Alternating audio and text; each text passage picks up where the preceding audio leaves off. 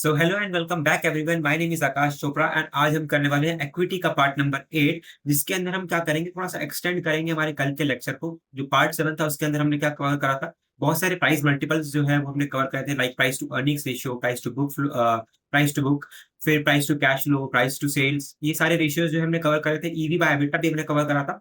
अब हम क्या करेंगे, थोड़े से और जो कॉन्सेप्ट्स है वो आगे पढ़ेंगे, और आज ही क्लास में हम क्या करने वाले हैं, थोड़े क्वेश्चंस जो है जो इस मॉड्यूल के थे वो सारे क्वेश्चन जो हम इसके अंदर कवर करेंगे। तो सबसे पहला आता है the Fed and the Yardeni model. So Fed model क्या कहता है? The Fed model considers the overall market to be over valued when the earnings yield on the S&P 500 index is lower than the yield on the 10-year usually than the 10-year US Treasury bonds। तो इसका ये कहना है कि अगर S&P 500, अगर S&P 500 और US के टीवी लिख रहा हूँ मैं, ट्रेजरी बॉन्ड्स को, जो अर्निंग्स यील्ड है वो फॉर एग्जांपल इसका है 6% और इसका कितना है 7%। तो हम बोलेंगे कि ये जो मार्केट है ना, ओवरऑल मार्केट क्या है, ओवर वैल्यूड है। तो देखो वापिस पढ़ना कि it considers the overall market to be over valued when the earnings yield on the S&P 500 index is lower than the yield on a 10-year US treasury bonds. ठीक है, प्लीज क्या 10 year भी लिख रहा हूँ,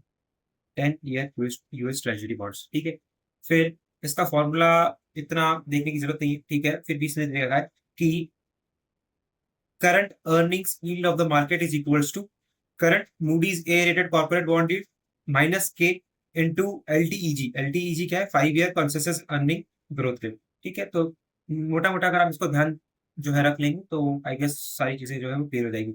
taking the reciprocals of the Yardeni model and ignoring the error term, we get P by E 1 by CBY minus K into LTEG। सारी जो भी है इसके अंदर यही सारी चीज को करना है, इन्वर्स करना है। This shows that the PE ratio is negatively related to the interest rates and the positively related to the growth। ठीक है, तो मोस्टली इतना इंपॉर्टेंट नहीं है, लाइक जो ये वाला जो कॉन्सेप्ट है इसको ध्यान रखो कि S&P 500 का जो अर्निंग्स यील्ड है वो क्या है, कहीं ना कहीं कम है as comparison to 10-year US treasury bonds है। The next concept है वो है calculate and interpret the PE to growth, that is PEG ratio, and explain its relative valuation। The relationship between the earnings growth and the price to earning is captured by the PEG ratio। PEG ratio का formula क्या है? PE ratio divide by growth. जो PE ratio है उसको तो हम रखेंगे कहीं से, जैसे PE रेशियो आया किसी का 10 आया, उसको क्या करेंगे, ग्रोथ से जो है वो डिवाइड कर देंगे। सो 10 डिवाइड बाय, अगर 5% की ग्रोथ है तो उसको क्या करेंगे, 5 से उसको डिवाइड कर देंगे। So stocks with the lower PEG ratio are more attractive stocks than with the higher PEG। क्यों ऐसा? क्योंकि अगर हम ग्रोथ जैसे जैसे बढ़ाएंगे, ग्रोथ बढ़ाएंगे, समझ लो पहले 5% थी, ऊपर 10 था तो आया था 2। अगर मैं इसको 10/10 कर दूं, मैंने क्या करा, ग्रोथ को बढ़ा दिया तो आया 1। तो जैसे जैसे जो इसका PEG रेशियो जो है वो कम होता जाएगा, वैसे वैसे क्या हो जाएगा, जो स्टॉक्स है वो अट्रैक्टिव जो है वो बनने लगते होंगे। फिर हम क्या करते हैं, एग्जाम्पल पे आते हैं, calculating and using the PEG ratio. एक का लीडिंग पीई दे रखा है 28.75, 5-year consensus growth rate forecast दे रखा है मुझे 14.5। तो मैं क्या करूंगा, इसको इससे डिवाइड कर दूंगा तो इस करीबन 2 आ जाएगा। Median PEG for a group of companies comparable in risk to made ready is 2.34। तो इससे पता चल गया कि मेरा जो ये जो मेड रेडी जो शेयर है वो कहीं ना कहीं क्या है, अंडर वैल्यूड है। क्यों? क्योंकि इसका जो मेरा पैग रेशियो है वो कितना आया, 1.98, और इनका जो मीडियन पैग रेशियो है क्या चल रहा है, 2.34 चल रहा है। ठीक है, फिर आते हैं, there are number of drawbacks. Number of drawbacks क्या है? The PEG ratio doesn't reflect the duration of the high growth period for a multi stage valuation model, especially if the analyst uses a short term high growth forecast. So किसी किसी के अंदर क्या होता है, बहुत ज्यादा जो है काइंड ऑफ वॉलेटाइल समझ सकते हो। अगर वॉलेटाइल थोड़ा सा ज्यादा है, या फिर मल्टी स्टेज जो है वैल्यूएशन मॉडल है, लाइक हमने सिंगल स्टेज देखा था कि राइट 5% पे अटक गया है, वो कंटिन्यू चल रहा है। पर हमने देखा था कि एक एच मॉडल होता है, राइट, एच मॉडल हो गया, या फिर 3 स्टेज जो है वो मॉडल हो गया, या 2 स्टेज जो है वो मॉडल हो गया, तो उसके अंदर उसको क्या 10 सही से यूज नहीं कर पाएंगे। फिर आता है calculate and explain the use of the price multiples in determining the terminal value in a multi stage DCF model. ठीक है, तो इसके अंदर हम कैसे निकालते हैं, टर्मिनल वैल्यूज को देखना है। तो terminal value in year and, कोई भी साल का हमने क्या करना है, टर्मिनल वैल्यू निकालनी है। तो क्या करेंगे, जिस साल की जो लीडिंग पी है, justified leading P, multiply it with the forecasted earnings in the year N plus 1। समझ लो हमें क्या करना है, 6th ईयर का निकालना है। तो हम क्या करेंगे, 5 प्लस, अगर 5 का देखा तो 5+1 क्या करेंगे, इसके अंदर एन लेके चलेंगे। तो हमें क्या आ जाएगा, लीडिंग पी भी जो है 6th ईयर का हुआ है वो देना चाहिए, राइट। और फिर फोरकास्ट करेंगे उसकी earnings in the 6th year. Terminal value in the year N, अगर हमें जस्टिफाइड ट्रेलिंग पी दे रखा है तो हम क्या करेंगे, उसकी फोरकास्टेड अर्निंग्स जो इस साल की अर्निंग्स है डायरेक्टली इससे मल्टीप्लाई कर देंगे। फिर आता है again terminal value in the year and, जो भी बेंचमार्क का लीडिंग पी रेशियो है इसको हम मल्टीप्लाई किससे करेंगे, forecasted earnings in the year N plus one. ये दोनों फॉर्मूला एक तरह से सेम ही है। इसमें क्या करा है, जस्टिफाइड लीडिंग को मल्टीप्लाई करा है, इसमें क्या करा है बेंचमार्क लीडिंग पी को जो है मल्टीप्लाई करा है। अगेन ये फॉर्मूला है, ये वाला फॉर्मूला अगेन सेम है, justified leading justified trailing P से इसको मल्टीप्लाई करा है, इसके अंदर क्या करना है बेंचमार्क ट्रेलिंग पी से जो है इसको मल्टीप्लाई करना है। फिर आता है calculating the terminal value with the price multiple. So एक एनालिस्ट है उसने ईपीएस अर्निंग्स जो है वो कैलकुलेट करी in the 5 years to be 2.1, उसने 2.1 जो है उसकी अर्निंग कैलकुलेट करी है and EPS in the 6th year will be 2.32 and the median trailing में जो क्या कर रखा है ट्रेलिंग दे रखा है, मुझे n+1 देखना है, एन देखना है, ऑब्वियसली बात है मुझे एन देखना है। तो मुझे क्या दे रखा है इंडस्ट्री का पी ट्रेलिंग पी जो है वो 35 दे रखा है, तो एन मेरा जो 5 ईयर का ईपीएस था वो था 2.1, तो उससे क्या करूंगा मल्टीप्लाई कर दूंगा। So 35 into 2.1 which is equal to 73.5। फिर आता है explain alternative definitions of cash flow used in price and the EV multiples and describe the limitations of each definition. So कहीं ना कहीं इसके कुछ ना कुछ क्या हो सकते हैं डेफिनेशन जो है कैश फ्लो की हो सकती है। हम क्या क्या कैलकुलेट कर सकते हैं, क्या क्या यूज कर सकते हैं। एक तो हम यूज कर सकते हैं एबिटा, एक यूज कर सकते हैं हम free cash flow to equity, एक यूज कर सकते हैं हम adjusted cash flow from operations, या फिर यूज कर सकते हैं earning plus non cash charges. ठीक है, अगर हमें ये निकालना है earnings plus non cash charges, समझो अर्निंग्स मतलब net income, non cash charges मतलब डेप्रिसिएशन या फिर अमोर्टाइजेशन। तो मैंने क्या करा cash flow like earnings plus non cash charges क्या होते हैं सीएफ जो है इसको बोलते हैं। तो इसको निकालने का तरीका है net income plus depreciation plus amortisation से। हमें पता है कि एफई कैसे निकालते हैं, cash flow from operations minus fix capital investments plus net borrowings. ठीक है, फिर आता है फ्री नहीं price to cash flow ratio. Price to cash flow ratio में पता है अगेन हमें क्या करना है, प्राइस ऊपर रखना है, मार्केट वैल्यू ऑफ इक्विटी या मार्केट प्राइस पर शेयर डिवाइड में हमें क्या करना है कैश फ्लो या फिर कैश फ्लो पर शेयर। तो इसके अंदर हम आते हैं calculating the price to cash flow. Data management system DMS reported a net income, मुझे नेट इनकम दे रखी है 32 मिलियन की। ठीक है, डेप्रीसिएशन एंड अमोर्टाइजेशन मुझे दे रखा है 41 मिलियन का, इंटरेस्ट मुझे दे रखा है, मुझे कुछ काम नहीं है, कैश फ्लो ऑपरेशन दे रखा है अभी इसका मुझे काम नहीं है। ठीक है, फिर calculate the price to cash flow ratio using earnings plus non cash charges, जो सीएफ हमने मेथड पढ़ी थी उसके अंदर क्या करा था हमने नेट इनकम में जो थी मेरी नेट इनकम 32, उसके अंदर मुझे क्या करना था ऐड डेप्रीसिएशन एंड अमोर्टाइजेशन जो क्या करना था मुझे ऐड करना था। तो मुझे इन्होंने एक ही साथ जो इसकी फिगर दे दी है व्हाट इज 41, सो 3 एंड इधर कितना आ गया 7 आ गया, तो 73 मेरा क्या आ गया, ये आ गया cash flow operations that is earnings plus non cash charges वाला। ठीक है, फिर मुझे क्या करना है, मुझे दे रखा है 44 मिलियन की कैश फ्लो ऑपरेशंस है, टैक्स रेट मुझे दे रखा है 30% का, डीएमएस के पास कितने कॉमन शेयर जो आउटस्टैंडिंग है दैट इज 25, और इनका शेयर कितने पे ट्रेड कर रहा है 47 पे ट्रेड कर रहा है। ठीक है, अब हमने यहाँ पे क्या देखा था, sorry price to cash flow निकाला राइट। तो इसमें क्या करेंगे प्राइस कितना है, हमें पहले प्राइस निकालने के लिए ये तो हमारा क्या आया पूरा कैश फ्लो या पूरा उसका है, अगर मैं उसको डिवाइड करूं number of share say that is 25 से, लगभग लगभग ये कितना है 3 आया, मोटा मोटा 3 आया राइट। सो मैं इसको क्या करूंगा, जो उसका प्राइस है 1175 इसको मैं डिवाइड कर दूंगा, नहीं 1175 नहीं मेरे पास है 47 राइट। सो 47/3 या फिर मैं इसको करेगा पापा कितना है 73/25 which is equal to 2.92 right, ये आया 2.92। अब यहाँ पर मैं क्या करूंगा 47 divide by 2.92 which is 16.09 times या फिर 16.1 टाइम्स जो है उसको मैं लिख सकता हूँ। ठीक है, अगर मुझे क्या करना है, अगर मुझे न्यूमरेटर को चेंज करना है पूरा मार्केट वैल्यू निकालनी है, तो उसको मार्केट वैल्यू निकालने के लिए क्या करूंगा, मेरे पास नंबर ऑफ शेयर्स कितने हैं 25 मिलियन, मेरे पास वो कितना ट्रेड कर रहा है 47 पे ट्रेड कर रहा है, तो इन दोनों का क्या करूंगा मल्टीप्लाई करूंगा, इससे मेरी क्या आ जाएगी मार्केट वैल्यू ऑफ इक्विटी आ जाएगी। सो 1175 डिवाइड बाय 73 मिलियन, तो ये कितना है 16.1 टाइम। तो दोनों मेथड कुछ भी आप यूज कर सकते हैं और इससे जो है आंसर जो है आपका आ जाएगा राइट। फिर हम आगे बढ़ते हैं। सो नेक्स्ट कॉन्सेप्ट है EV multiples and evaluate the use of EV by EBITDA. So enterprise value is the total company value. Like इसमें समझेंगे हमें कि ये फॉर्मूला कैसे आया, इसको समझेंगे पहले। सो एक बार पढ़ लेते हैं होता क्या है। ईवी, एंटरप्राइज वैल्यू, इसको निकालने के लिए सारी कंपनी की हमें क्या करना पड़ेगा, वैल्यू जो है वो निकालनी पड़ेगी। पूरी सारी कंपनी की वैल्यू कैसे निकलेगी, market value of the common stock. ठीक है, मेरे पास जो कंपनी के इक्विटी शेयर्स है, भले वो कॉमन स्टॉक हो या फिर प्रेफर्ड डिविडेंड मतलब प्रेफर्ड इक्विटी, उसको ऐड करूंगा। मेरे पास कोई डेट ले रखा है, मार्केट वैल्यू ऑफ डेट, मेरे पास पैसा तो है ना उसका, मैं उसको क्या करूंगा, ऐड करूंगा। माइनॉरिटी इंटरेस्ट, कुछ छोटे शेयर होल्डर्स होंगे, उनका भी कुछ इंटरेस्ट होगा कंपनी में, उसको ऐड कर दूंगा।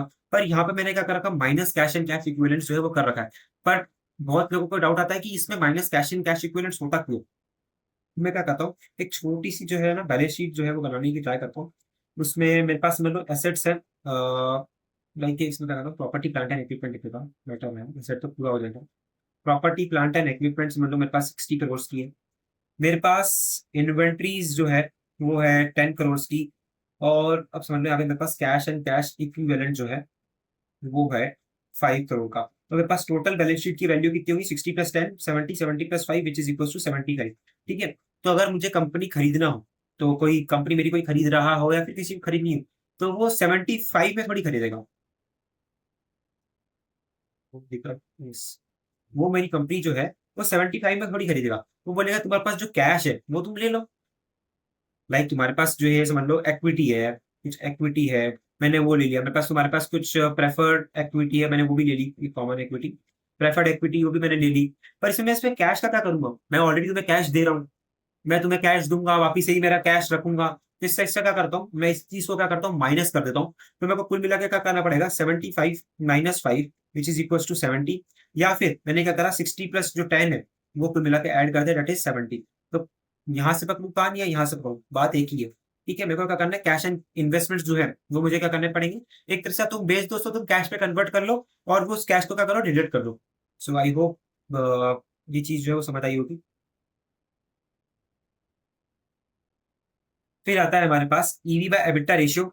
ईवी हमने देख लिया, ऊपर कैसे निकालते हैं एंटरप्राइज वैल्यू को। एबिटा मतलब क्या होता है, earnings before interest, tax, depreciation and amortisation.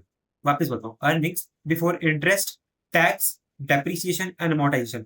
ये हमने एफसीएफई निकाला था, तब भी हमने देखा था कि एबिटा क्या होता है। तो वही सारी चीजें एबिटा में हम वापस जो अगर ऐड कर देंगे डेप्रिसिएशन अमोर्टाइजेशन तो एबिटा बन जाएगा। ठीक है, और लाइक एक बेसिक चीजें तो पता ही सबको। अब आते हैं हम यहाँ पर calculating the EV by EBITDA. So इस एग्जांपल को थोड़ा सा ना ध्यान से देखना, इसके अंदर हमें ईवी भी निकालना रहेगा और एबिटा भी जो है वो निकालना पड़ेगा। सो अगर एग्जांपल समझ आ गया ना, तो आप पोर्टल पे जो भी कोई क्वेश्चंस करेंगे तो वो भी इजीली जो है वो सॉल्व हो जाएंगे। So analyst gathered the following data for B industries and all amount. ठीक है, रिसेंट शेयर प्राइस दे रखा है, शेयर्स आउटस्टैंडिंग दे रखा है, मार्केट वैल्यू ऑफ डेट दे रखा है, कैश एंड कैश इक्विवेलेंट्स दे रखा है, इन्वेस्टमेंट जो है वो दे रखा है, नेट इनकम दे रखी है, डेप्रिसिएशन दे रखा है, अमोर्टाइजेशन दे रखा है, इंटरेस्ट एक्सपेंसेस दे रखा है, और टैक्सेस जो है मुझे दे रखा है। अब मुझे दिखा रहा है based on this information calculate the EV by EBITDA ratio of the B for the B industries. पर ना मुझे इसके अंदर ईवी दे रखा है ना एबिटा दे रखा है। तो मैं क्या करूंगा, इसको जो है वो निकालने की कोशिश करूंगा। इसको कैसे निकालूंगा, मेरे को पता है कि ईवी में क्या होता है, कॉमन शेयर्स होते हैं, market value of common shares, right. So मेरे को market value of common shares सबसे पहले वो कैसे निकालूंगा, उसको मैं क्या करूंगा, रिसेंट शेयर प्राइस, अभी की जो शेयर प्राइस है उसको मल्टीप्लाई करूंगा शेयर्स आउटस्टैंडिंग से। तो मेरे पास क्या आ जाएगा, market value of common equity जो है वो आ जाएगी। प्लस इसके अंदर क्या करता हूँ, मैं प्रेफर्ड इक्विटी जो है इसको ऐड करता हूँ। तो मैं देखता हूँ मेरे पास प्रेफर्ड इक्विटी है क्या, नहीं प्रेफर्ड इक्विटी मेरे पास नहीं दी गई है। प्लस इसके अंदर क्या करता हूँ, मार्केट वैल्यू ऑफ डेट जो है उसको ऐड करता हूँ। सो मेरे को 137 इसके अंदर ऐड करना है। माइनस करता हूँ कैश एंड इन्वेस्टमेंट्स। मेरे पास कैश दे रखा है और इन्वेस्टमेंट्स दे रखा है 62.3 और 327। तो इन दोनों को क्या करना है, मुझे माइनस करना है। सो मैं यहाँ लिख देता हूँ, इन दोनों को मैंने क्या करा, मल्टीप्लाई करा, प्लस करा इसको, माइनस करा इसको, माइनस करा इसको।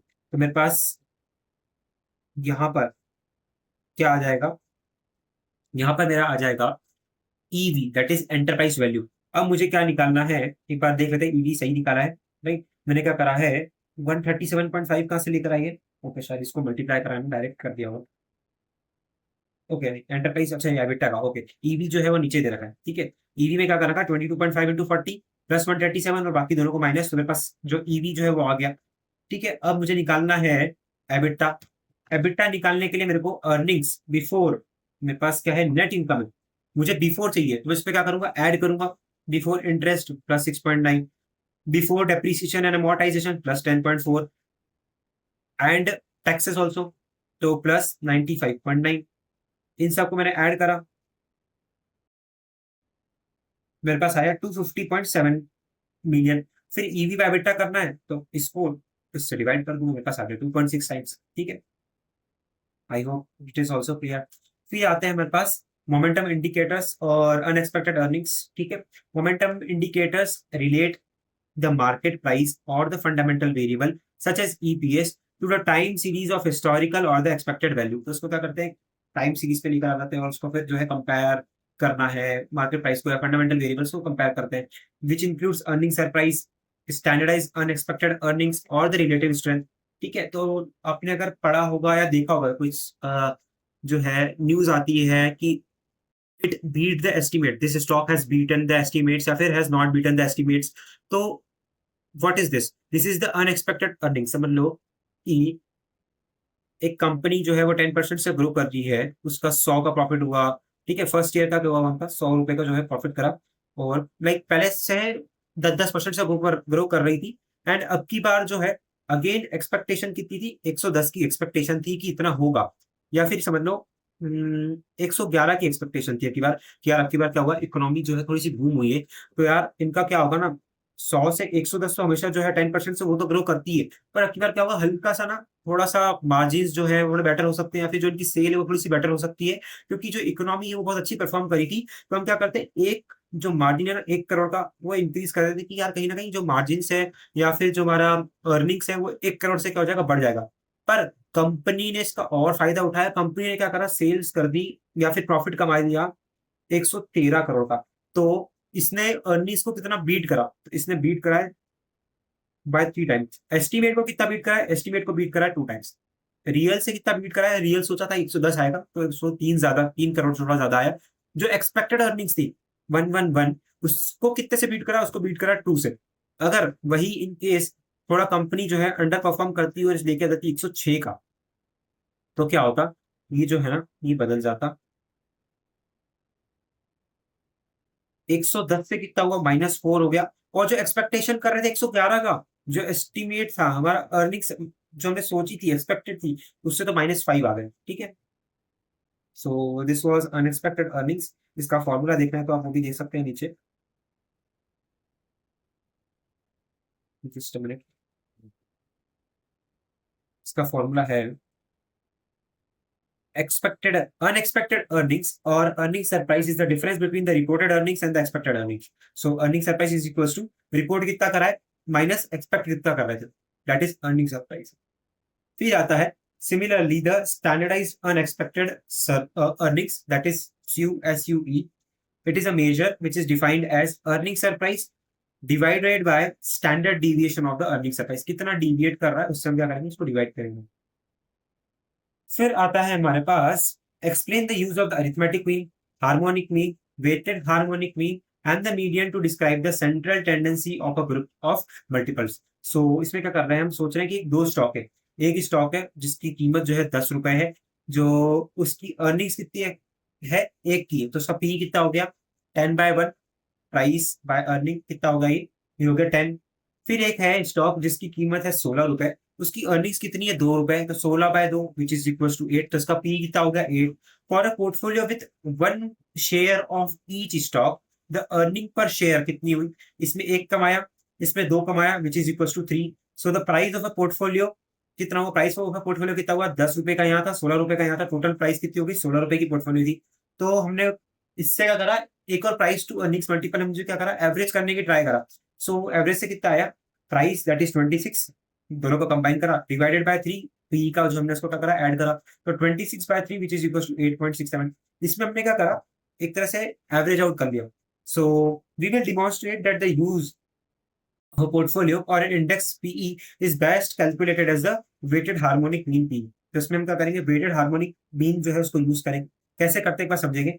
सो अगर हम अरिथमेटिक मीन यूज करते हैं, एक का पी था 8, बराबर, पी का इसके अंदर क्या कर रहा हूँ, पी का मैं यूज कर रहा हूँ। सो एक का पी था मेरा 8 और एक का पी था मेरा 10, मैं अरिथमेटिक मीन निकालो, मेरा मीन निकल गया 9, जो कि तो गलत हो गया ना, क्योंकि एक स्टॉक की प्राइस अलग है, एक स्टॉक की प्राइस अलग है। और अगर मैं ऐसे देखूंगा तो बहुत ज्यादा गलत हो जाएगा। वेटेड मीन मैंने करा, वेटेड मीन से क्या आया, मेरे पास 10 रुपए का स्टॉक था, टोटल वैल्यू 26 थी, 10/26 इंटू 10, प्लस एक मेरे पास 16 रुपए का स्टॉक था, 16/26 इंटू 8, ये 8 और 10 क्या है, ये है पी। तो मेरा इससे वेटेड पी मीन जो है वो कितना आया, 8.76। अब इसके अंदर मैं क्या करूंगा, हार्मोनिक मीन जो है वो यूज करूंगा। हार्मोनिक मीन क्या करता हूँ मैं, इन्वर्स करता हूँ, 1/10 प्लस 1/8 करता हूँ। तो उससे मेरा कितना आया, हार्मोनिक मीन या फिर harmonic price to earnings multiple कितना है, 8.88 आया। फिर आता है main, that is weighted harmonic mean. Weighted harmonic mean के अंदर क्या करूंगा, वन इनवर्स करना है मुझे, क्या करना है, वन से डिवाइड करना है। सो 1 डिवाइड बाय 10/26। तो 10 कहाँ से आया, 10 उसी स्टॉक की प्राइस थी, एक की स्टॉक प्राइस थी 10, एक की थी 16। ठीक है, तो मैं 10/26 क्यों करा, 10 + 16, मेरा डिनोमिनेटर में क्या आया, 26 आया। सो मैंने क्या करा, 10/26 इंटू 1/10। इंटू 1/10 कैसे आया, ये मेरा था पीई था, ठीक है, प्लस 16/26, एक स्टॉक की प्राइस कितनी थी, 16 थी। फिर उसके पी से मैंने इसको क्या करा, मल्टीप्लाई करा, दैट इज 1/8 से मल्टीप्लाई करा। तो इस मेरा वेटेड हार्मोनिक मीन या फिर weighted price to earnings harmonic mean कितना है, 8.67 जो है वो आ गया। So for an equal weighted portfolio और index, the harmonic mean and the weighted harmonic mean will be equal. ठीक है, अगर अगर इक्वल वेटेड पोर्टफोलियो, तो इसमें मेरा हार्मोनिक मीन और वेटेड हार्मोनिक मीन भी क्या आएगा, इक्वल आ जाएगा। फिर अब हम आ जाते हैं सबसे मेन, सबसे important topic, that is quiz. तो सबसे पहले हम, कितने क्वेश्चन है इसके अंदर, एक से लेकर 10, 11, 12, 13, 14, 17 क्वेश्चन है, ठीक है। ट्राई करते हैं जल्दी जल्दी जो क्वेश्चन है हमारे हो जाए विद कंसेप्चुअल अंडरस्टैंडिंग ऑल्सो। सो सबसे पहला क्वेश्चन क्या है, सबसे पहला क्वेश्चन है, an analyst researching the blue rich camping has determined that the firm has a पे आउट रेशियो, पे आउट रेशियो मतलब डिविडेंड कितना पे कर रहा है, that is 75%। Return on equity मेरे को दे रखा है 18%। अर्निंग पर शेयर मुझे दे रखी है 5.35, सेल्स पर शेयर दे रखा है मुझे 342, एक्सपेक्टेड अर्निंग्स डिविडेंड्स और द सेल्स ग्रोथ इज 4.5%। मुझे शेयर होल्डर का रिटर्न दे रखा है, required of return that is 15%। Firms justified price to sales ratio multiple based on the above formula और the based on the above fundamentals is closest to. देखो यार, सबसे पहले ना कुछ समझ नहीं आया, तो क्या करना है, के ई माइनस जी तो सबसे पहले कर देना। सो मेरा डिनोमिनेटर तो मेरा फिक्स है, के ई माइनस जी। मेरा कॉस्ट ऑफ इक्विटी कितना है, 15%, जी कितना है 4.5%, तो मेरा क्या डिनोमिनेटर फिक्स हो गया, दैट इज 10.5%। यस और नो, ठीक है। फिर अब हम क्या करना है, इसमें हम क्या करते हैं, justified price to sales ratio में। ठीक है, तो हमारी अर्निंग्स कितनी दे रखी है मुझे, अर्निंग्स दे रखी है मुझे 5.35। सो 5.35 डिवाइडेड बाय दिस सेल्स कितना है, 342 का सेल्स है। So it will be 0.015643, I hope दिख रहा हूँ, यस। मल्टीप्लाई करूंगा इसको मैं, कितना इससे डिविडेंड देंगे, कितना पे आउट होगा, दैट इज 75%, मल्टीप्लाई विथ कितना ग्रोथ होगा, इसमें ग्रोथ कितना दे रखा है, 1.045। सो 1.045, सो this multiplied by 75%, multiply it by 1.045, divided it by 10.5%, which is equals to 0.11676. So it will be option number C. So I hope this is clear. Next question है 24, okay, मेरा question दिख रहा है। मुझे दे रखी कंपनी, उसकी मुझे क्या दे रखा है, बुक वैल्यू दे रखी है, सेल्स भी दे रखी है, शेयर्स आउटस्टैंडिंग दे रखा है, मुझे उसका प्राइस दे रखा है, उसके पीयर ग्रुप जो है मुझे वो भी दे रखे हैं। ओके, एक पी है और एक एम है, पी बिलोंग्स टू एम, ठीक है, अच्छा ओके। और मैप्स जो है वो एप्लीकेशन सॉफ्टवेयर होगा, ओके बराबर। मुझे क्या पूछ रहा है, current price to book value and the price to sales ratio for P R closest to. अब देखो इसमें क्या करना है, सबसे पहले इसके अंदर कोई ऑप्शन मैच हो रहे हैं क्या, इसे तो हो रहे हैं, मैंने तो ट्राई करता कि प्राइस टू बुक वैल्यू का प्राइस से किसी एक को निकाले, नो वरीज। इसमें क्या करता, सबसे पहले मैं यूज निकालूंगा इसका book value. Book value per share जो है वो कैसे निकालूंगा, देखो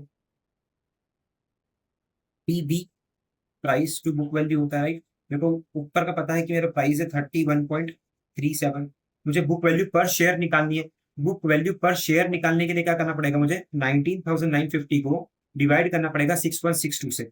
सो 19,950 डिवाइडेड बाय 6162, 3.23 जो है वो मेरा क्या आ जाएगा, 3.23 मेरा क्या आ जाएगा, बुक वैल्यू ऑफ इक्विटी पर शेयर। सो करूंगा स्टोर 1। अब देखो अगर देखना चाहे ना तो ये तो करीबन 9 to 10 टाइम्स जो है वो जा रहा है, तो ऑप्शन नंबर सी का जो है तो ये मैच हो रहा है। देखा था फिर भी 31.37 डिवाइड बाय रिकॉल 1, 9.689 आ रहा है, ठीक है, तो कहीं ना कहीं बराबर है। फिर मुझे क्या करना है, प्राइस टू सेल्स रेशियो भी निकालना है। प्राइस मुझे दे रखी है 31.37, मुझे सेल्स पर शेयर जो है वो निकालना है। तो मेरा 32,373 डिवाइड करूंगा उसको 6162 शेयर से, तो मेरा आ गया ये 515.25, राइट। इसको करूंगा स्टोर टू, विच इज रफली 6 टाइम्स के आसपास पहुंच रहा है। तो 31.37 divided by equal to 5.971। So option number C जो है मेरा आंसर जाएगा। आई होप बहुत ही ज्यादा इजी है, कुछ इसके अंदर दिमाग लगाना नहीं है। फिर आता है question number 3, the current price to book and the price to sales ratio for the maps. So like मैं इसको चाहूंगा कि एक बार आप वीडियो जो है एक बार इसको पॉज करो, एक बार खुद ट्राई करो। सिंपल है, 61,000 डिवाइडेड बाय 10,000, ये करीब आया 6 टाइम्स, मोटा मोटा जो इसको ले रहा हूँ 6 टाइम्स आया। फिर मैंने क्या करा, 25/6 होता है करीब करीब 4। तो ओके, सो ए या फिर सी में जो है वो आंसर हो सकता है, या डिवाइड ही कर लेता हूँ ना यार, 61,020 डिवाइड बाय 10,771। इसको करा मैंने स्टोर 9 में, फिर 25.63 डिवाइडेड बाय रिकॉल 9 भी आया 4.524, ठीक है। ये सबसे पहले आया 4.52 पे, मैंने ऑप्शन बी जो एलिमिनेट कर दिया। फिर आता है मेरा 32,187, इसको करूंगा तो 3 टाइम्स हो गया, ये करीबन 8 टाइम्स का आंसर होना चाहिए, तो ऑप्शन ए जो मेरा आंसर हो जाएगा। समझा मैंने कैसे करा, देखो मैंने बेसिक जो लॉजिक है ना, नॉर्मल कैलकुलेशन है वो कैसे करा। 61,000 को मैं डिवाइड करूंगा 10,000 से, मोटा मोटा कितना आएगा, 6 टाइम्स होगा ये, राइट। और मेरे को price by book value per share करना है। सो 25 को मैं क्या कर सकता हूँ, मैं इसको मान सकता हूँ 24 है, और इसको मान सकता हूँ कि ये 6 है। तो 24/6 कितना हो गया, रफली कितना हो गया, 4 टाइम्स हो गया, ठीक है। तो मेरे को पता चल गया स्टार्टिंग जो है वो करीब करीब 4 से। फिर मैंने क्या करा, 61,000 बाय अगेन ये करा, करीबन 6 टाइम्स ये आया। नहीं, मेरे को सेल्स करेगा, सॉरी, सेल्स था 32,000, इसको मैंने डिवाइड करा 10,000 शेयर से, तो आया 3 टाइम्स, ठीक है। अगर इसको मैं 25/3 करता हूँ तो ये मुझे पता है कहीं ना कहीं 8 प्लस कुछ ना कुछ जो है आएगा। तो इसमें ऑप्शन मुझे 8 प्लस, मुझे सिर्फ ऑप्शन नंबर ए दिख रहा है। तो मैं क्यों कैलकुलेशन करूँ, मेरे को पता है कि मेरा आंसर जो है मोटा मोटा सही है, तो मैं क्यों उतना जाऊंगा। मैं इसके लिए मना करता, 5.2, 5.9, 5.9, इसके लिए बिल्कुल मना करता, इसमें यूज ना करो। पर इसके अंदर अगेन यूज कर सकते थे, क्योंकि ये 3 3 और ये 9 है, मुझे पता चल जाएगा मेरा आंसर 9 है, तो फिर तो मैं पता था ना, डायरेक्ट इसमें आ जाऊंगा, ठीक है। फिर आते हैं हम नेक्स्ट क्वेश्चन पे, विच of the following statements is most accurate given the financial data on P&M and the two industries. Okay, हाँ, कंपेयर तो करना रहेगा। इसका मेरा आया था प्राइस टू बुक वैल्यू आया था कितना, 9 टाइम्स, और इन्होंने 5 और 4 टाइम है, तो जो पी है वो तो कहीं ना कहीं ओवर वैल्यूड है in terms of price to value, book value. फिर मेरा आया था 5.9 times price to sales ratio, ठीक है। मीडियन से तो ज्यादा ही है ना, अगर मैं देखना चाहूँ, मीडियन से तो कहीं ना कहीं ज्यादा ही है 5.9। तो अभी भी बोल सकता हूँ इसको कहीं ना कहीं थोड़ा सा ओवर वैल्यूड जो है वो है, ठीक है। तो मैं पी को तो ओवर वैल्यूड मान रहा हूँ। फिर आता है सेकंड कंपनी, एक आता है इसका 4.524, अगेन इसमें तो ये ओवर वैल्यूड जो मुझे दिख रही है। Just second,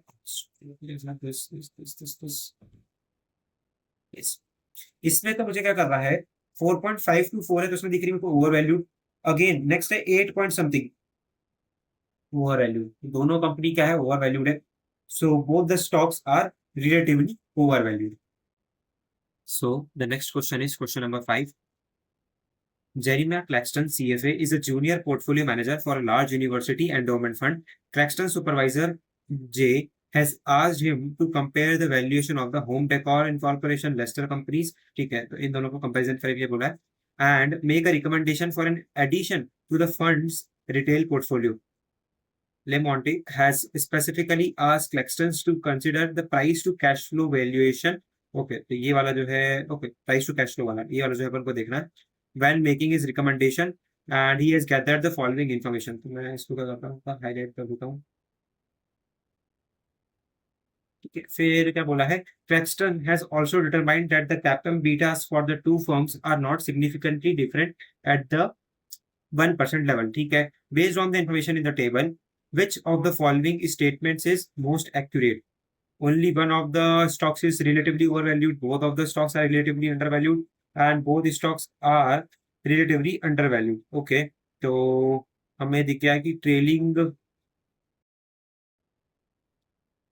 trailing cash flow मुझे दे रखा है 2 का, और प्राइस टू कैश फ्लो दे रखा है मुझे 23.9 का। ठीक है, तो ये कहीं ना कहीं मुझे क्या लगता है, थोड़ा सा ओवर वैल्यू लगता है लेस्टर वाला। क्यों? क्योंकि इसके अंदर क्या है, प्राइस टू कैश फ्लो भी ज्यादा है, इसका ग्रोथ फोरकास्ट भी कहीं ना कहीं ज्यादा है, और एफ सी एफ ई के तो चलो ठीक है, एफ सी एफ ई में भी देखो तो price to F C F E भी बहुत ज्यादा है, और सारी चीजों में कहीं ना कहीं यही ज्यादा दिख रहा है। लेस्टर जो है मुझे ज्यादा ओवर वैल्यूड दिख रहा है, और दोनों तो नहीं बोलूंगा मैं, दोनों ओवर वैल्यूड है या दोनों अंडर वैल्यूड है। ओके, मुझे इनका अगर मुझे इंडस्ट्री का दे रखा होता तो मैं उससे भी कंपेयर कर लेता, पर मुझे लगता नहीं इंडस्ट्री का दिया नहीं। यहाँ पे 6 to 9 पूछा है, और यहाँ पे फिर थोड़ा ये। ओके, तो इसके लिए मैं बोलूंगा only one of the stock is relatively over valued. ठीक है, फिर आता है question number 6 to 9। Lois Fisher, CFA, is a senior analyst with Merlin Equity Investors. Fisher believes that the retail industry will perform well over the next several quarters and is interested in selecting a retail stock on the basis of the price to book. Okay, ठीक है, किस पे select करेंगे, price to book value multiple पे जो क्या करेंगे, select करेंगे। फिर आता है Fisher research has resulted in a list of 5 stocks, तो ये 5 स्टॉक्स है वो दे रखे हैं, which she will make her final selection. ठीक है, तो स्टॉक्स के नाम दे रखे हैं, और सब क्या फॉलो करते हैं, यूएस गैप जो है वो फॉलो करते हैं। The following table consist the information upon which the Fisher will base her decision. ठीक है, प्राइस टू बुक वैल्यू जो है मुझे दे रखी है 2020, 2021, 2022 की, इन तीनों का एवरेज भी दे रखा है, और करंट का भी मुझे दे रखा है। ओके, 2 ईयर आरओई फोरकास्ट दे रखा है, और उनको बीटा दे रखा है। अच्छा, मुझे इंडस्ट्री का भी दे रखा है कि मेरे पास क्या current price to book value और क्या आरओई के जो है फोरकास्ट है। ओके, फिर ओके, आगे शायद इस पे कहीं क्वेश्चन मिल जाए तो एक बार देख लेता हूँ। क्योंकि इस पे क्या है, इसमें मैं दे रखा है, एक तो इनकम स्टेटमेंट दे रखा है, फिर दूसरा में कैश फ्लो भी दे रखा है, तो एक बार देख लेते हैं क्वेश्चन क्या है। Based on the information in the first figure, okay, which of the following statements least likely supports Fisher recommendation of Home Decor over Lester. ठीक है, तो होम डेकोर ओवर लेस्टर में लीस्ट क्या प्रेफर करेंगे, Home Decor PB ratio related to the industry. तो उसमें देखता हूँ होम डेकोर कहाँ है, मेरा होम डेकोर राइट, इसको मैं मार्क कर देता हूँ। होम डेकोर ओवर लेस्टर बोल रहा था, और इसमें क्या कंपेयर करना तुम्हें, टू द इंडस्ट्री राइट। तो होम डेकोर का current price to book value है 3.31, और इंडस्ट्री का कहीं ना कहीं क्या है, हर जगह जो है वो ज्यादा है, तो ये अंडर वैल्यूड है राइट। तो मैं अभी तो होम डेकोर को प्रेफर करूंगा, पर मुझे पूछा है लीस्ट लाइकली, तो मेरा ए आंसर जो है वो तो नहीं हो सकता, तो ए वाले को मैं कहता हूँ क्रॉस, क्योंकि इसमें तो मैं इसको चूज कर लेता, इसमें मुझे पूछा है लीस्ट लाइकली। फिर है दूसरा, Home Decor PB ratio relative to the Lester PB ratio. Home Decor का पीबी रेशियो, ये रहा होम डेकोर का PB ratio relative to the Lester का पीबी रेशियो। इसके अंदर अगेन मेरे को क्या दिख रहा है, होम डेकोर जो है वो थोड़ा सा अंडर वैल्यूड दिख रहा है, तो अगेन मैं होम डेकोर को प्रेफर करता, तो ये अगेन लीस्ट लाइकली तो आंसर नहीं हो सकता। तो मेरा आंसर क्या हो जाएगा, मेरा आंसर जो है वो सी हो जाएगा। उसमें बोला क्या है, Home Decor historical PB ratio, Home Decor के हिस्टोरिकल पीबी रेशियो देखते हैं। हिस्टोरिकल में क्या करूंगा, 3 ईयर का एवरेज ले लूंगा, इसमें मेरे को ये दिखता है ओवर वैल्यूड है। होम डेकोर जो है इसमें क्या दिख रहा है मुझे, ओवर वैल्यूड है, तो इसमें क्या करूंगा, प्रेफर करूंगा मैं वाला ऑप्शन सी जो है वो मेरा करेक्ट आंसर हो जाएगा। नेक्स्ट क्वेश्चन क्या है, नेक्स्ट क्वेश्चन है, which of the following statements is least likely a justification of the Fisher selection of Harmons over value, over Valley, H और डब्ल्यू को कंपेयर करना है, एच और डब्ल्यू को, on the basis of the information in the first figure. Okay, again first figure पे देखना है, level of systematic risk related to the Valley, इसको बाद में भी देख सकते हैं, इन दोनों को कंपेयर पहले कर सकते हैं। H PB ratio relative to the industry, W PB ratio relative to the industry, H over W right, H over W, इन दोनों को मैं क्या करता हूँ, हटा देता हूँ, एच ओवर डब्ल्यू। ठीक है, तो अगर मैं इसका कंपेयर करूं इनसे, तो मुझे कहीं ना कहीं क्या दिखता है, अंडर वैल्यूड जो है वो आपको दिखता है हार्मन। पर मुझे लीस्ट लाइकली लगा है, क्या बोला था मुझे अगेन जो है, लीस्ट लाइकली बोला था, राइट। तो हार्मन का PB ratio related to the industry, तो इसको मैं तो प्रेफर कर लेता, पर लीस्ट लाइकली तो मेरा आंसर ये ऑप्शन नंबर बी, तो वो नहीं हो सकता। Wally's PB ratio relative to the industry. Okay, एक सेकंड, वॉली का पीबी रेशियो, वॉली का PB ratio relative to the industry. अब अगेन इसके अंदर मेरे को क्या दिख रहा है, वॉली जो है वो ओवर वैल्यूड दिख रहा है, तो उसको अगेन मैं क्या करता हूँ, प्रेफर नहीं करता। ठीक है, अब आता है एक बीटा जो है, तो फिर बीटा वाला ही रहेगा, इसका बीटा जो है कम, इसका बीटा थोड़ा ज्यादा है। और अगर मैं सिस्टमैटिक रिस्क निकालने जाऊंगा तो फिर मेरा ऑप्शन नंबर ए जो है करेक्ट आंसर हो जाएगा। अगर मैंने बी और सी को एलिमिनेट कर दिया तो ऑप्शन नंबर जो ए है उसको सिलेक्ट कर सकता हूँ ऑटोमेटिकली। सो आई होप जो फिगर देख के मैंने क्या है समझ आ गई होगी कि बी और सी को कैसे एलिमिनेट करा हमने। फिर है C requests that the fisher calculate the several ratio using the previous information. Okay. So the price to cash flow for Nestor using earnings plus non-cash charges for cash flow is closest to earnings plus non-cash charges। मेरे को क्या करना है, net income देखनी है, net income कितनी है मेरे पास, इतनी। तो मैं कर रहा हूँ, कैलकुलेटर करता हूँ। मेरे को प्राइस दिया था इसका 47 कुछ पे, 42 पे ट्रेड कर रहा था, राइट। और मेरे पास शेयर्स कितने हैं इसके, यहाँ पे मेरे को शेयर्स भी दे रखे हैं। तो क्या करता हूँ मैं, सबसे पहले ना वो ऊपर वाला जो है प्राइस वाला वो निकाल लेता हूँ।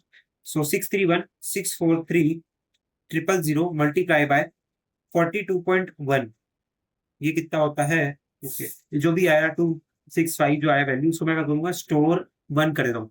ठीक है, एज ए न्यूमरेटर मेरा इसको स्टोर वन कर लिया। अब मैं जो क्या स्टोर करूंगा, जो मेरा कैलकुलेटर उसके अंदर टू के अंदर स्टोर करूंगा, मैं क्या ऐड करूंगा, नेट इनकम जो है उसको ऐड करूंगा। सो 1023,262,000 प्लस मैं क्या करता हूँ, डेप्रीसिएशन जो है उसके अंदर ऐड करता हूँ 534,102,000। ठीक है, फिर क्या मुझे कुछ और चाहिए, तो आई डोंट थिंक मुझे कुछ चाहिए इसके अंदर। मैं इंटरेस्ट और ये कुछ दे रखा है।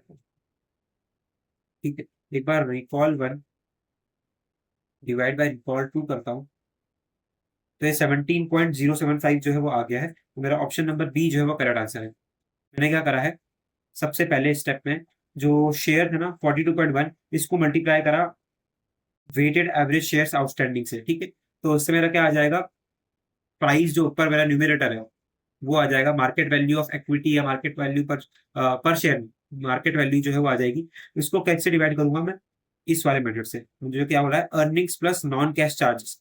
Earnings plus non cash charges में मैं क्या करता हूँ, मेरा जो नेट इनकम है ना उसके अंदर मैं ऐड करता हूँ डेप्रीसिएशन। वो अगर आपको याद हो तो हमने देखा था earnings plus non cash, right. Unexpected earning है, पीवी बाय बिकता है, कहाँ गया, yes. Earnings plus non cash charges में क्या करते होंगे, cash flow is equal to net income plus depreciation plus amortization करता हूँ, इतना ही करता हूँ। तो मैंने जो दो चीज, मेरे को दो चीज गिवन थी, नेट इनकम और डेप्रीसिएशन, इन दोनों को मैंने क्या कर दिया, ऐड कर दिया। सो आई होप ये वाला क्वेश्चन भी समझ आया हो। ठीक है, अब आते हैं नेक्स्ट क्वेश्चन पर। नेक्स्ट क्वेश्चन है, C request Fisher calculate price upon cash flow from operation for Lester using adjusted cash flow from operation, adjusted करना मुझे, right, for cash flow for comparison with the other companies the adjusted price upon cash flow from operation for Lester is closest to। अब देखो मेरा P तो मैंने निकाल रखा था, रिकॉल वन करूंगा, मेरे पास सेव है, यस मेरे पास सेव है। मेरे को कैश फ्लो फ्रॉम ऑपरेशन जो है ना उसको एडजस्ट करना रहेगा। मेरे पास ये है, इसको मैं क्या करूंगा, 1497442,000, इसको करता हूँ बी के लिए स्टोर टू। अब मैं देखता हूँ मेरे पास इसके अंदर इनकम स्टेटमेंट के अंदर कोई ऐसी चीजें हैं जिसको एडजस्ट करना जरूरी है। सबसे पहले मेरे को टोटल दे दिया, ठीक है, ग्रॉस प्रॉफिट दे दिया, ऑपरेटिंग में क्या दे दिया है, डेप्ट पर दे रखा है, सेलिंग एक्सपेंस दे रखा है। ओके, एक ये चीज दे रखी है, नॉन रेकरिंग चीज दे रखी है। तो ये क्या नॉन रेकरिंग चीज बार बार होगी? नहीं होगी। तो उसको मुझे क्या करना पड़ेगा? ऐड बैक करना पड़ेगा। पर मुझे ये भी चीज जो है वो ध्यान रखनी है, क्योंकि उसको टैक्स के साथ वापिस एडजस्ट करना रहेगा, क्योंकि इसके अंदर क्या होता है, हम क्या करते हैं, इनकम बिफोर टैक्स होता है, उसके अंदर हम क्या माइनस करते हैं? टैक्स जो है वो माइनस करते हैं। तो मुझे टैक्स रेट जो है उसको मुझे वन माइनस जो है वो टैक्स करना पड़ेगी। सो कितना था? 139,870 मल्टीप्लाई बाय 1 - 37%। 1 - 37% कितना हो गया? 63% हो गया, राइट? तो उसको मल्टीप्लाई करूंगा 63% से, प्लस के अंदर का कर दूंगा कैश फ्लो ऑपरेशन जो है ना, वो रिकॉल टू वाला, उसको ऐड कर दूंगा। अब मैं इसको कर दूंगा स्टोर टू, मेरे पास आई value 158 something. So recall one divided by recall two, 16.77 जो है मेरा आ रहा है। तो इन्होंने क्या कर रखा है? क्लोजेस्ट टू, तो क्लोजेस्ट टू मेरा 17 है। ठीक, मैं क्या करूंगा, मेरा ऑप्शन नंबर जो बी है वो मेरा करेक्ट आंसर जिसके अंदर हो जाएगा। सो आई होप कि समझ आया। एक बार नाइन्थ एक बार कंफर्म कर लेता हूँ, क्योंकि इसके अंदर क्या कर रखा है इन्होंने, सिर्फ इतना ही दे रखा है। सो नाइन्थ का बी है, करेक्ट है, 16.77 which is closest to 17। So I hope ये दिख रहा।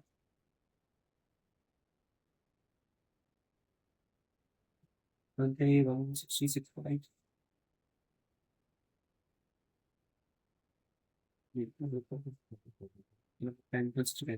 Okay, next question is the 12-month trailing EPS for sample fabrication company as of December 31st, 2023 is 1.29.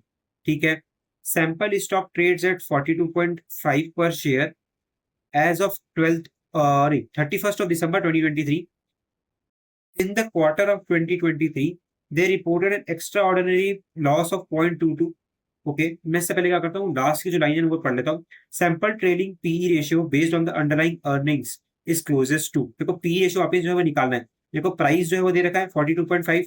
मुझे क्या एडजस्ट करना है? मुझे ईपीएस जो उसको एडजस्ट करना है। सो मेरा न्यूमरेटर कितना हो गया? 42.5 जो है वो तो हो गया। 42.5, ठीक है। मेरा न्यूमरेटर में क्या करूंगा? एडजस्ट करूंगा 1.29। इसके अंदर लॉस है मेरे पास, ये एक्स्ट्रॉर्डनरी लॉस है, तो उसको क्या करूंगा? वापिस एड बैक करूंगा। सो प्लस 0.22, ठीक है। फिर आया है इन द थर्ड क्वार्टर, फिर वापस रिटर्न डाउन ऑफ इन्वेंट्री करते हैं, और इसके से क्या आ रहा है? 0.04 का लॉस हो रहा है, तो वापिस करूंगा मैं ऐड 0.04। इसके अंदर मैं क्या करूंगा? फोर्थ क्वार्टर के अंदर दे रखा है गेन ऑफ 0.08, तो इस गेन को क्या करूंगा मैं? माइनस कर दूंगा। तो कितना हो जाएगा? ये 0.08 मैंने इसको माइनस करा, मेरे पास आ गया डिनोमिनेटर 1.47। ठीक है, तो करता हूँ मैं store line 42.5 divide by recall 9 which is equal to 28.9 जो है मेरा आंसर हो जाएगा। So option number B is the correct answer. Question number 11 is the average ROE for the Lever Incorporation over the last business cycle was 32%. ठीक है, इनका EPS for the coming year is expected to be 5%. The dividend payout ratio is 30%. मेरे को current book value per share दे रखी है 14, और shares कितने पे ट्रेड कर रहा है? 54 पे। Lievers normalize earning per share is closest to, simple है यार। इसमें मेरे को क्या करना है? 14 का मेरे पास जो current book value per share है ना, इसको मैं किससे मल्टीप्लाई करता हूँ? आर ई से जो है इसको मल्टीप्लाई करता हूँ। तो 14 मल्टीप्लाई बाय कितना हो गया? 4 पॉइंट समथिंग कुछ आएगा। 14 multiply by 32% is 4.48। So option number A जो है मेरा इसके अंदर करेक्ट आंसर हो जाएगा। फिर आता है question number 12, which of the following investment strategies is most consistent with choosing the high dividend yield stocks. High dividend मेरे को देना है, तो ग्रोथ वाली जो कंपनी होती है वो तो डिविडेंड दे नहीं पाएगी, वो क्या करेगी? वापस री इन्वेस्ट करती है। ठीक है, वो कभी भी डिविडेंड नहीं बांटती, तो ग्रोथ कंपनी ए तो मेरा आंसर नहीं हो सकता। मोमेंटम भी नहीं दे पाएगी, मेरा आंसर क्या हो जाएगा? ग्रोथ सो वैल्यू कंपनी जो है मेरा आंसर हो जाएगा इसके अंदर। मोमेंटम भी जस्ट वो मोमेंटम में अभी ग्रो कर रही है, वो कहीं ना कहीं थोड़ा रिटेन करेगी, थोड़ा डिविडेंड बांट देगी, पर हाई डिविडेंड जो है वो नहीं बांटेगी। हाई डिविडेंड कौन बांटेगा? वैल्यू कंपनी जो है वो हाई डिविडेंड जो है वो डिस्ट्रीब्यूट करेगी। फिर आता है question number 30। An analyst is valuing an electric utility with a dividend payout ratio मुझे दे रखा है, बीटा दे रखा है, हमको एक्सपेक्टेड अर्निंग ग्रोथ दे रखा है, रिग्रेशन मुझे प्रोवाइड कर रखा है प्रेडिक्टेड पी वाला। ओके, तुझे प्रेडिक्टेड पी जो है वो निकालना रहेगा। अब देखो ये 5.38 है ना, 5.38, इसमें मैं मल्टीप्लाई करूंगा क्या? Dividend pay out ratio. Dividend pay out ratio कितना है? 65%। तो 65% से मैंने मल्टीप्लाई करा, प्लस मैंने क्या करूंगा? ब्रैकेट ओपन करूंगा, plus 15.53 multiply it with growth. Growth कितना देखा है? 0.032 या फिर 3.2%, 0.032। वो मैंने ब्रैकेट क्लोज नहीं कर रखा था, वापस करना पड़ेगा मुझे। ठीक है, 5.38 मल्टीप्लाई 8 विथ 0.65 विच इज 3.49, फिर 15.53 मल्टीप्लाई विथ ग्रोथ है 0.032 का। इसके अंदर रिकॉल वापस गलती कर, 15.53 मल्टीप्लाई विथ 0.032 प्लस रिकॉल 1। ठीक है, 3.99 कुछ हो गया। फिर मेरे को दे रखा है इसके अंदर प्लस 8.57 करूंगा, 8.57। अब इसके अंदर मुझे कहीं ना कहीं क्या चीज करना, माइनस करना है, तो मेरे को 12 से छोटा आंसर चाहिए। इन तीनों को मैंने सॉल्व करा ना, तो ये मेरा आया 12.56। अब मुझे क्या करूंगा, माइनस करूंगा, मेरे को पता है कि इससे छोटा आंसर तो सिर्फ यही है। तो फिर भी मैं आपकी तसल्ली के लिए कर लेता हूँ। 0.61 इंटू बीटा कितना है, बीटा मेरे को दे रखा है 0.567। सो इसको करता हूँ माइनस और प्लस रिकॉल 1, 12.22230 जो है मेरा आंसर हो जाएगा इसके अंदर। तो option number A is the correct answer. फिर आता है the stock of the western graphics company paid a dividend of 0.4 पर share last year on the earnings of 1। ठीक है, तो 40% करीब करीब इनका क्या है, डिविडेंड पे आउट रेशियो है। The firm's earnings and the dividends are expected to grow at 5%। ठीक है, रिटर्न ऑन इक्विटी मुझे दे रखी है क्या, तो हाँ ठीक है, के ई दे रखा है मुझे। तो डिनोमिनेटर में मेरा के ई माइनस जी, मेरे को मुझे पता है कि तो होना ही है, के ई और ये दे रखा है, तो ये हो जाएगा 7%। मुझे पूछा क्या, justified trailing and the leading P पूछा है। ठीक है, तो हमेशा ये ध्यान रखना, ट्रेलिंग पी हमेशा जो है वो ज्यादा रहेगा अगर मेरे ग्रोथ प्रोस्पेक्ट्स हैं तो। अब देखो इससे मैं क्या कुछ एलिमिनेट कर सकता हूँ क्या, इसके अंदर ट्रेलिंग पी ज्यादा है बराबर है, इसके अंदर ट्रेलिंग पी जो है वो कम है, तो ऑप्शन नंबर बी तो मेरा आंसर कतई नहीं हो सकता। इसके अंदर ट्रेलिंग पी जो है, आई थिंक ये सी होना चाहिए, सी 7 और 6.3 दे रखा है। ठीक है, तो ऑप्शन नंबर ए या सी में मेरा कोई आंसर हो सकता है। सो 0.4 प्लस 5%, राइट, 5% की ग्रोथ थी, उसको डिवाइड करूंगा 7% से तो मेरा आएगा 6। सो ऑप्शन नंबर ए जो है मेरा आंसर हो जाएगा। इसके अंदर मैं क्या करता, इसके अंदर सिर्फ 0.4 से डिवाइड करता हूँ, तो 0.4 डिवाइड बाय 7%, तो मेरा लीडिंग पी आ गया 5.71। ठीक है, मेरा ऑप्शन नंबर क्या हो जाएगा, ऑप्शन नंबर ए जो है मेरा आंसर हो जाएगा। नेक्स्ट क्वेश्चन आता है क्वेश्चन नंबर 15 पे, आई गेस हो गया है, यस। फिफ्थ सिक्स सेवंथ जो है वो बचे। इसमें क्या करते हैं, एक बार उल्टा ट्राई करते हैं, उल्टा ट्राई मतलब ये वाला करते हैं। Sabina Valentine CFA has gathered the following information for the Kelowna steel incorporation. Recent share price दे रखा है, ये सारी चीजें दे रखी है, ईवी बाय बिट्टा मुझे निकालना है। तो पहले ईवी निकालने के लिए मैं क्या करूंगा, पहले market value of the equity shares निकालना है। Market value of equity shares कैसे निकलेंगे, इन दोनों को मल्टीप्लाई करते हैं। सो 31.25 multiply it with 30 which is 937। इसके अंदर मैं क्या ऐड करूंगा, पहले तो सब इससे पहले मैं क्या करा, मल्टीप्लाई करा। इसके अंदर मैं ऐड करूंगा मार्केट वैल्यू ऑफ डेट। इसके अंदर मैं क्या माइनस करूंगा, 47.6 which is cash and cash equivalents, और माइनस करूंगा इन्वेस्टमेंट विच इज 247। कुछ गलती कर दी है, 31.25 मल्टीप्लायर विथ 937 प्लस 115 करा, माइनस 47.6 करा, माइनस 247 करा, तो ये आ रहा है 757.9। मेरा न्यूमिनेटर आ गया। डिनोमिनेटर में क्या करूंगा, एबिटा निकालना है, तो net income 119.4 plus 5.8 plus 6.9 depreciation का, प्लस अमोर्टाइजेशन 2.3 का, प्लस टैक्सेस 85.9। मेरा न्यूमिनेटर कितना आ गया, 220 आ गया। तो ये करीब आएगा 3 टाइम्स करीब, क्योंकि 4 टाइम्स करता तो 880 पहुंच जाता। तो मेरा ऑप्शन नंबर ए जो है मेरा करेक्ट आंसर इसके अंदर हो जाएगा। मैं फिर भी देख लेता हूँ, 757.9 डिवाइडेड बाय 220 इतना था, 8 का मोटा मोटा, तो ये आ गया 3.44 जो है मेरा आ गया आंसर 220 का। ठीक है, so I hope this is also clear.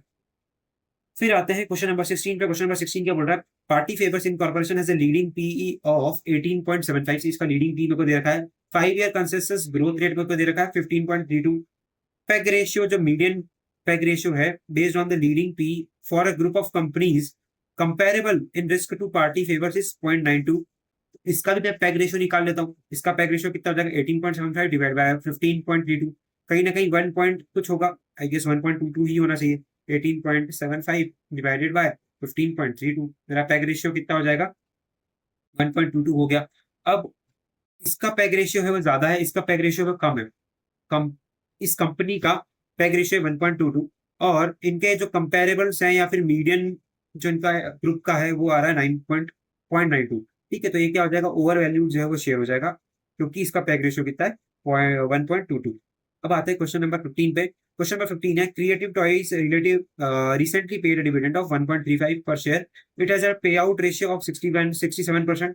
Okay, तो इनकी अर्निंग्स कितनी हुई होगी, 2 रुपए की अर्निंग हुई होगी, राइट। 2 पे मैं 66.66% जो है अगर काटता हूँ तो होता है करीब ये 1.35। तो उसकी अगर मुझे अर्निंग्स निकालना, ईपीएस अगर पूछा है, मैं कैसे निकाल सकता हूँ, 1.35 divided by 67%, 1.35 divided by 67%, which is लगभग लगभग 2 का, ठीक है। और expected growth in the earnings and the dividend मेरे को दे रखा है for the foreseeable future as 7.6%, ठीक है। Shareholders required return of equity is 14%, मेरा डिनोमिनेटर तो सॉर्टेड है, डिनोमिनेटर तो सॉर्टेड है। 14% माइनस 7.6% कितना हो गया, 6.4% हो गया, के ई माइनस जी। फिर on the investment the justified price to book value, इसमें क्या करूंगा, R O E minus G divide by K E minus ji. Are O ई कितना था मेरा, 23 था, so 23 minus G 7.6 which is equal to 15.4। तो ये कितना होगा, 2.5 टाइम्स कुछ हो जाएगा, 2.4 कम हो जाना चाहिए इसके अनुसार। 15.4 divide by 6.4 which is equal to 2.406। ठीक है, तो मेरा ऑप्शन नंबर सी जो है करेक्ट आंसर हो गया। अब मैं क्या करता हूँ, एक बार वेरीफाई कर लेते हैं एक बार सारे आंसर।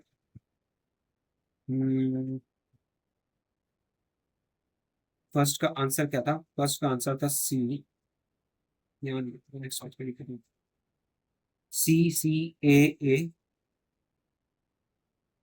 सी सी ए ए, सी था, फिर वापस ए आ जाएगा, इसको प्रैक्टिकल,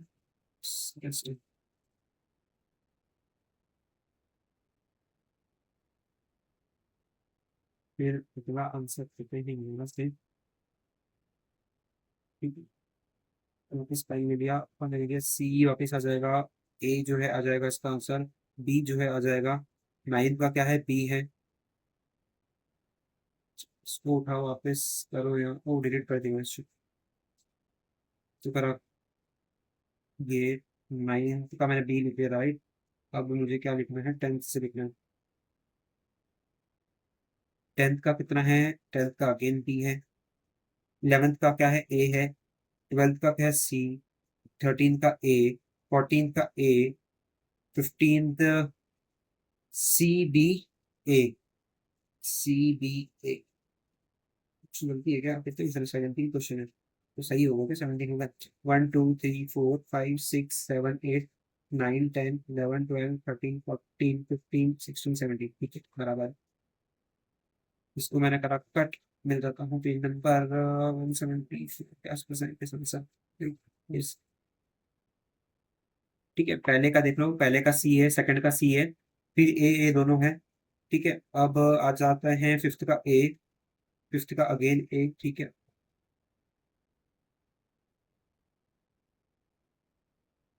फिफ्थ का ए, सिक्स का सी है, ठीक है। तो 1 2 3 4 5 6, सिक्स का सी है, ठीक है। सेवन्थ का ए है, एट का कितना है, एट का बी है, नाइन्थ का बी है, एट का है, नाइन्थ का, ये भी बराबर है।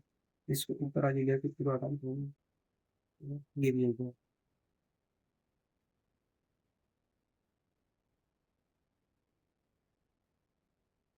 कौन सा होगा ध्यान, भूल गए। नाइन्थ का बी हो गया था, राइट। 10th से कर लूंगे, देखो,